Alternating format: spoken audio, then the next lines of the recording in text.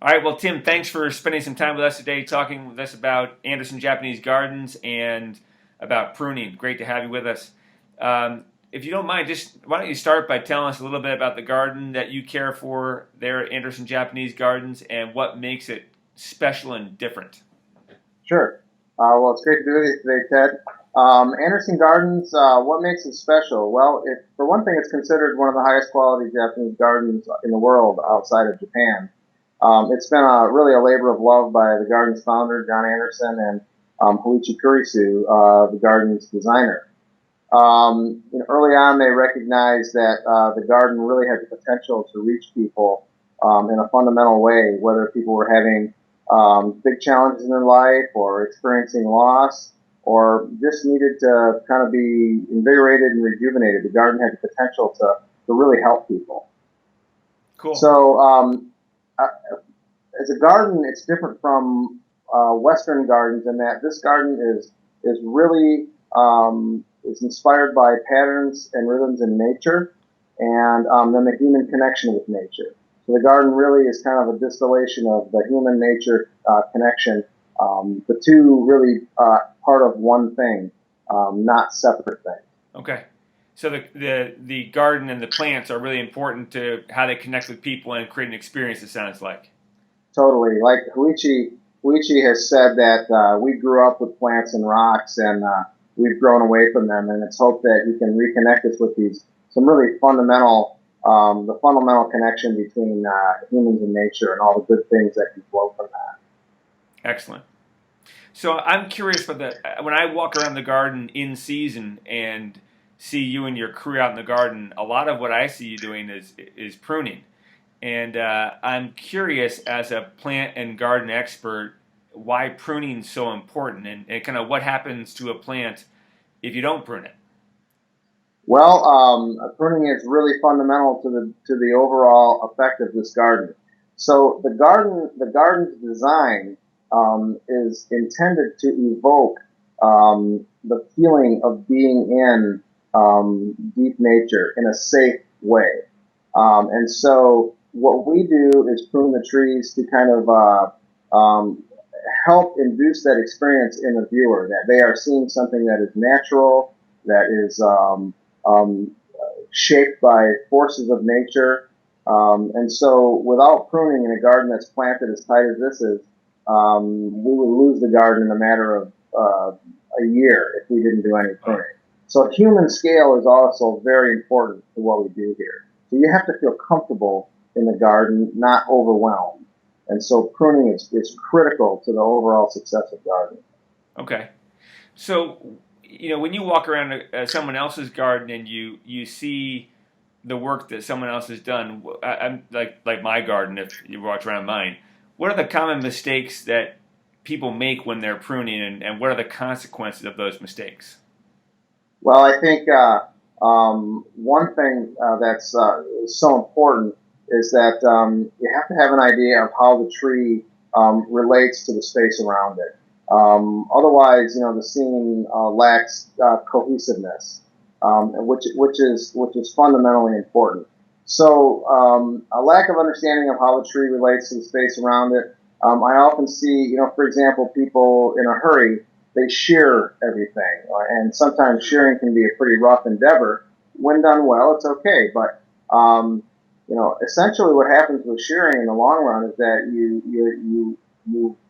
clean up the outside of the plant, and you end up with a dense amount of growth on the outside.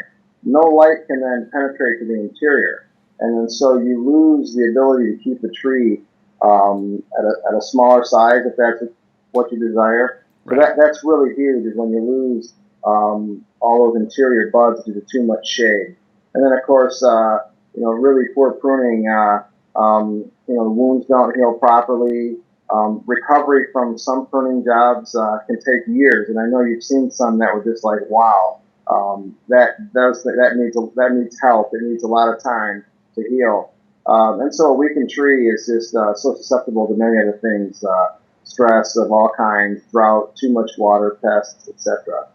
So Okay. I see a lot of mistakes out there. So yeah, so it sounds like it weakens the tree, makes it more susceptible to disease, it isn't as pretty. It doesn't fit as well with its environment. A whole bunch of things when you don't do it right. That is exactly right. Okay. Well, what do you look for when you go to a garden to see how well it's been pruned? When you kind of use your practiced eye on that. Sure. Well, I use this garden as an example because it's been maintained at a high level for so long. But an individual plant needs to have integrity on its own. It has to look healthy. It has to exhibit a certain kind of dignity, if you will. And while each individual plant needs to have its own strength visually, it has to connect with all the plants around it in a cohesive way. It all has to work as part of a composition. So, size and shape and size, not just width, but height and Mm-hmm. density. All these kind of things are aspects of pruning that render a landscape either successful or in need of more work or in need of big changes. Cool. Now I've seen you at work. Obviously, you have different seasons when you're in your garden. How do you decide what to prune and when to prune it in a garden as big as you're managing there at Anderson Japanese Gardens? Sure, and there's a lot of things to consider.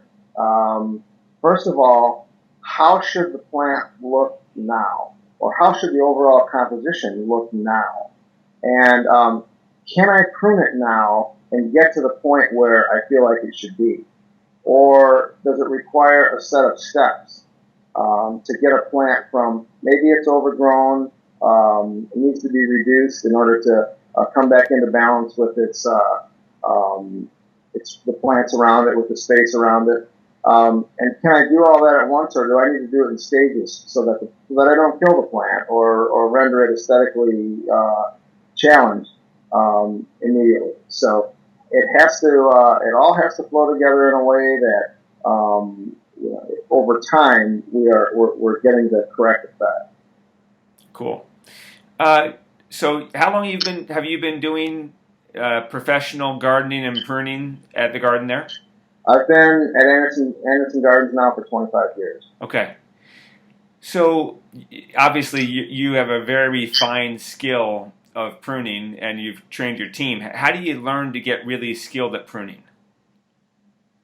Well, it is a process that starts with first of all greatly appreciating the form, and I've loved Japanese gardens, in particular this garden from the first time I stepped into it, based on my fundamental connection with nature. I was a nature kid, and backpacking was my thing, so I connected with this garden immediately. Coming into this garden, I was a horticulturist, and I had been an intern at the Chicago Botanic Gardens, so I really thought I knew my stuff. And when I got here, I found out that really this was more or less the beginning of the road, and I didn't know it all. I learned quickly that I had a lot to learn. And so I was fortunate to be able to witness really high quality work by other people, and I could see how they worked and saw what branches they removed or what branches they left. And so I was able to witness good pruning. And then, at some point you have to get out your pruners and go in there and give it your best shot with good guidance. And you have to take some chances. Over time, you develop some skills if you continue to search for that skill. Over time, it comes. So what's your just this question just occurred to me. What's your biggest pruning mess up? Well, there's been a lot of them. You don't learn unless you're stretching yourself out a little bit. But there's been a few cuts out there that I regret. Maybe some branches that I removed that seemed like a good idea at the time, or maybe my confidence was a little too great. But overall, it's all part of the process. So it was just, even the mistakes I made were learning steps. So there's a few out there that call out to me when I walk through the garden. But Those were just the prices that had to be paid in order for me to grow as a pruner. There you go. So that makes you wonder, how soon do you know after the pruning if it was done well or not? Like, do you know immediately after you make a cut if it was what you want, or does it take some time before you kind of figure out if it was the right move? Yeah, really, it depends on the situation. There are some trees that I might go to work on, and or a tree or a group of trees, and when I walk away, it feels like really like the space has been liberated, like it's breathing again, like it's balanced and there's airflow and there's a sense of transparency, so you can see through things and see depth. Um, Even in a small space, you can see great depth when things are pruned carefully. And so sometimes when I work in an area and then I step back, it's like, wow, it's almost like a new space has been born, and Yeah. that's a great feeling. Other things, maybe they've been allowed to go too long, or it's time for a radical restyling. Maybe a plant is getting too coarse and too dense, and big branches need to be removed, and those kind of things. And so, what I hope for on a plant like that is when I step away from it, it's an improvement that's tolerable, and that with new growth and new finer branching from particular areas, it'll become truly successful at some future date. So there really isn't any one outcome. It all depends on the situation. All right. So I guess the last thing I wanted to ask you is if you had to boil it all down for a layman like me, what's the essence of pruning and what's it all about?